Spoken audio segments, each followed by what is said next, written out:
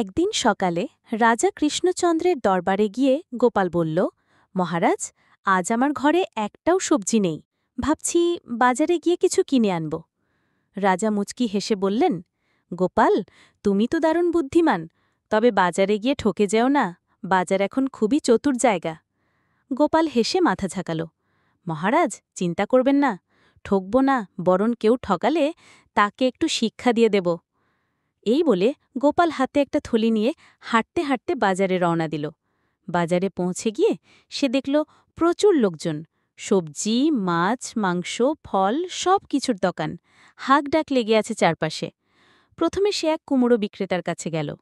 গোপাল জিজ্ঞেস করল, এই যে ভাই, এই কুমড়োর দাম কত? ব্যবসায়ী বলল, একটা মাত্র ৮ টাকা। গোপাল একটু হেসে বলল, আচ্ছা, এই কুমড়ো কি তোমার বাপ জন্ম দিয়েছে, নাকি এত দাম নিচ্ছ? ব্যবসায়ী রেগে গিয়ে বলল, এত কথা বললে কিনবেন না। গোপাল বলল, তাই তো ভাবছি, এই দাম দিয়ে কিনলে আমার তো ভাত না খেয়ে কুমড়ো খেয়ে মরতে হবে। এরপর সে গেল টমেটোর দোকানে। বিক্রেতা বলল, টমেটো ৪০ টাকা কেজি।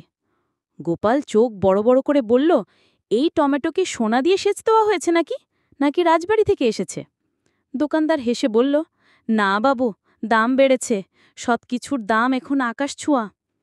গোপাল ভাবল, আজ তো বাজারে শুধু দাম শুনতেই হবে, সবজির থেকেও তো দামেই মজা বেশি। তারপর সে এক মাছওয়ালার দোকানে গেল।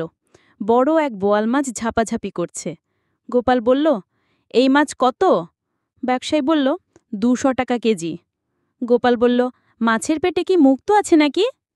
ততক্ষণে বাজারে কিছু লোক জড়ো হয়ে গোপালের কথা শুনে হেসে কুটি।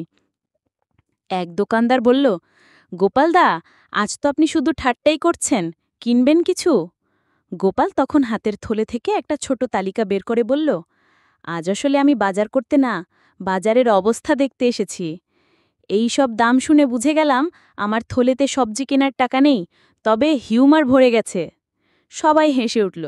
শেষে এক বয়স্ক ব্যবসায়ী এগিয়ে এসে গোপালকে কিছু টমেটো, আলু আর একটা কুমড়ো উপহার দিল। বলল, গোপালদা, আপনি আমাদের দিনটা আনন্দময় করে দিলেন। আজ আপনার বাজার আমি দিলাম।